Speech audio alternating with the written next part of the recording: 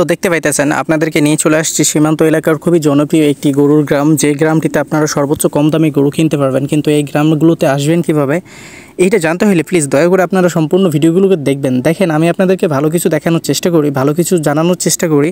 আপনারা যদি মধ্যখানে ভিডিওটাকে ছেড়ে চলে যান 2-1 মিনিট দেখে, তাহলে কিন্তু আপনারা অনেক ভালো ভালো দেখা যাচ্ছে যে অনেক কিছু মিস করবেন বা অনেক ইনফরমেশনগুলো মিস করবেন। কারণ আপনাদেরকে আমি এগুলো তো আর এমনিতে দেখাই না, কারণ এখানে গরুর দাম কম আছে, সেজন্য আপনাদেরকে আমি বারবার বলি যে আমার এই ভিডিওগুলো সম্পূর্ণ দেখার চেষ্টা করবেন। আসসালামু আলাইকুম, কেমন আছেন সবাই?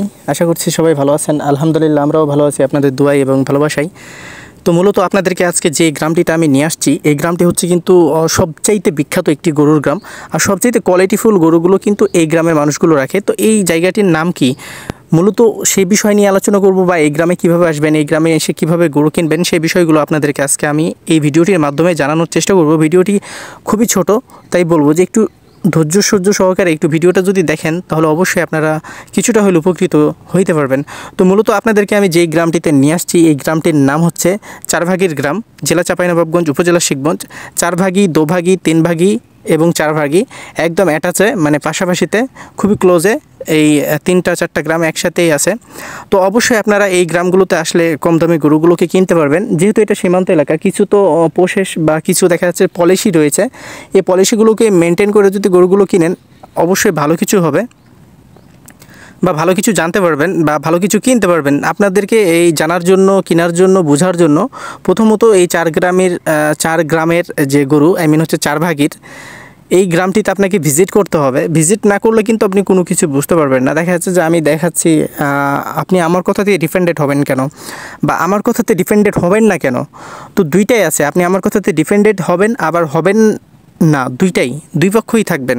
কারণ আপনি এখানে নিজে আসবেন, যেহেতু আপনার আল্লাহ নিজে হাত পা দিছে বা আপনার নিজস্ব হাত পা আছে, সো আপনার এখানে আইসা গরুগুলোকে দেখা উচিত। এবং হচ্ছে যে এই গরুগুলোর দাম কেমন বা কেমন দামে কিনতে পারবেন এখানে আসলে গরুগুলা, এটা অবশ্যই জানার জন্য এই চারভাগীর গ্রামটিতে আপনাদের ভিজিট করা উচিত। এখানে হিউজ পরিমাণ গরু আছে, হিউজ পরিমাণ, সবচাইতে কোয়ালিটিফুল গরু। আপনি যদি দেখা যাচ্ছে স্ক্যামের হাতে না পড়তে চান, তাহলে দেখা যাচ্ছে যে অবশ্যই আপনাদেরকে এই গ্রামগুলোকে বেছে নিতে হবে।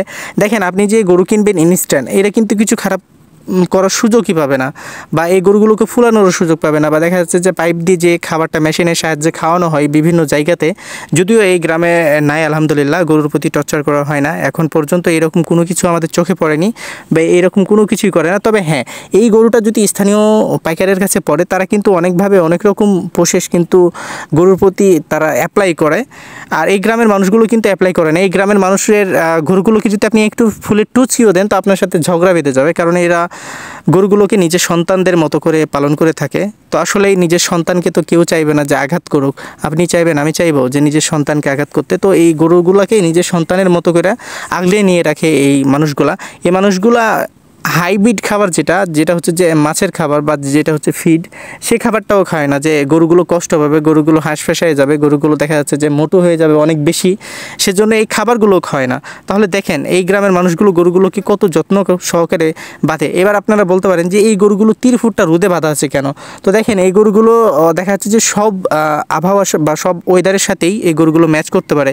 যেমন এই গ্রামের মানুষগুলোকে যদি আপনি সারাদিন রোদে বসে কাজ করান, তবুও এদের কিছু হবে না। ঠিক তেমনই এই গ্রামের গরুগুলোও এই মানুষদের মতো প্রত্যেকটা সিচুয়েশান, প্রত্যেকটা ওয়েদারের সাথে এরা অ্যাডজাস্ট করে নিতে পারে বা অ্যাডজাস্টমেন্ট হয়ে যাইতে পারে। তো আসলে এই গ্রামে যখন গরু কিনবেন, তখন আপনাদের কি প্রয়োজন হবে? একটা স্থানীয় লোক প্রয়োজন হবে, দ্বিতীয়ত আপনার টাকার প্রয়োজন হবে, তৃতীয়ত হচ্ছে যে আপনাকে গরুগুলো ভালোভাবে দেখে শুনে কিনতে হবে।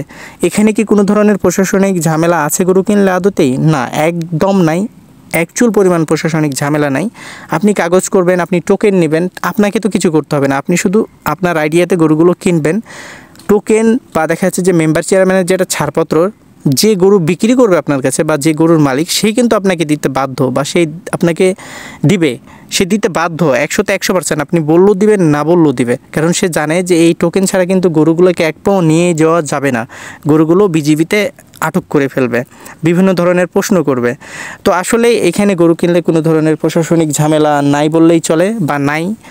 আর এখানে তো আপনি ইন্ডিয়ান বর্ডার ক্রস করে গরু কিনছেন না, আপনি সীমান্ত এলাকাতে আসছেন, গ্রামের গরুগুলো কিনছেন, গ্রাম থেকে গরু বৈধ পথে আপনি কিনে নিয়ে যাচ্ছেন, অবৈধ পথে কিনছেন না। তাহলে তো এখানে কোনো সমস্যা হওয়ার প্রশ্নই আসে না। তবে হ্যাঁ, এই গ্রামে যখন গরুগুলো কিনবেন তখন দেখে শুনে একটু কিনবেন।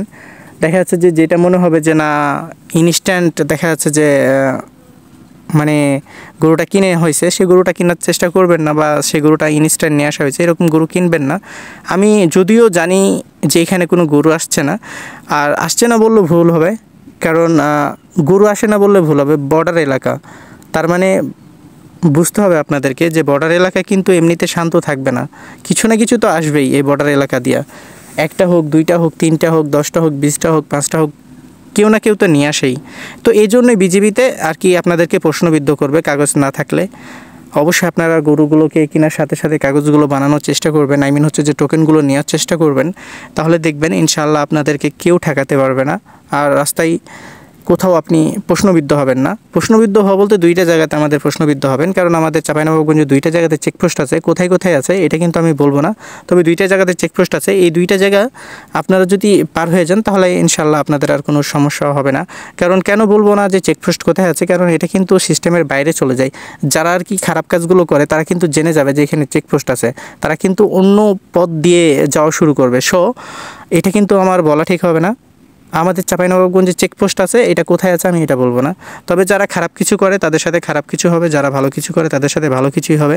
আপনারা সবসময় লিগ্যাল ওয়েতে কাজ করার চেষ্টা করবেন, লিগ্যাল প্রসেসে গরুগুলোকে কিনবেন। আর গরুগুলোকে কিনে অবশ্যই আপনারা সুন্দরভাবে নিয়ে যেতে পারবেন আপনাদের এলাকাতে বা আপনার স্থানীয় বাজারে কোনো সমস্যা ছাড়া।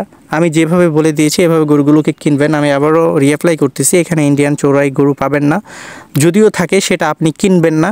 আপনি লিগ্যাল পথে গরুগুলোকে কিনবেন এবং লিগ্যাল পথে নিয়ে যাবেন। আর ডকুমেন্ট শুরুত ওই যে মেম্বার চেয়ারম্যানের টোকেনটা আছে, সেই টোকেন দিয়ে আপনি পুরো বাংলাদেশের মধ্যে গরুগুলোকে ক্যারি করতে পারবেন কোনো সমস্যা ছাড়াই। তো আশা করছি যে আপনারা বুঝতে পেরেছেন যে আসলে গরুগুলো কিনা খুবই সহজ, এবং গরুগুলো কিনে আপনারা খুব সহজেই নিয়ে যাইতে পারবেন কোনো সমস্যা ছাড়াই। আর এখানে দেখেন প্রত্যেকটা গরু কিন্তু কোয়ালিটিফুল গরু, আর প্রত্যেকটা গরু কিন্তু দেখা যাচ্ছে যে বাজারের এই গ্রেড কোয়ালিটির মধ্যে পড়বে। আপনারা সবসময় সুন্দর এবং দেখেন যে মোটা তাজা খুঁজেন, আসলে যে ওই সুন্দর আর মোটা তাজার মধ্যে যে কত বান্দর থাকে সেটা আসলে আপনারা জানেন না। তো জানেন না যে কারণে আপনারা অনেক সময় অনেক ধরনের অনেক কিছুই করেন।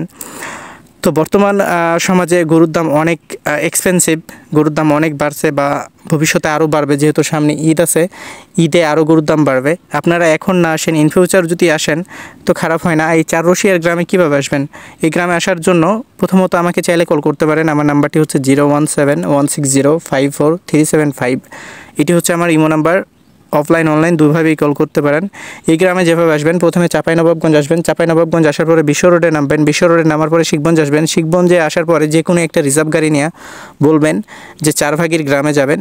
এনি গ্রাম, আপনি যদি বলেন যে গরুর গ্রামগুলো, আমি চারভাগীর গ্রামকে মনে করেন যে অপশনাল রাখলাম। আপনি যদি বলেন যে আপনি গরুর গ্রামে যাবেন, তো যে কেউ নিয়ে চলে যাবে খুব সহজেই।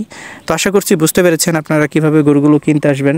তো ভালো থাকবেন, সুস্থ থাকবেন। আশা করি এই চারভাগই না, যত গ্রামগুলো আছে সব গ্রামগুলোতে আপনারা ভিজিট করে গরুগুলোকে কেনার চেষ্টা করবেন। ইনশাল্লাহ এই গ্রামগুলোতে গরু কিনলে আপনারা মোটামুটি সুবিধাতে পাবেন। এতটুকু ভরসা রেখে অবশ্যই আপনারা এই সীমান্ত এলাকার গ্রামগুলোতে গরু কিনবেন কোনো সমস্যা ছাড়া। এই গরুগুলো কিন্তু সবই দেশের, বা সবই আমাদের দেশিয়াল গরু। সব কিছু বলা যায় না, তারপরও আমি বলছি যে এই গরুগুলো সব কিছু দেশের বা সবই দেশের গরু। আপনারা অবশ্যই এখানে আসবেন, এখানে এসে গরুগুলোকে কেনার চেষ্টা করবেন। ভালো থাকবেন, সুস্থ থাকবেন, আমাদের ইউটিউব চ্যানেলের সাথে থাকবেন।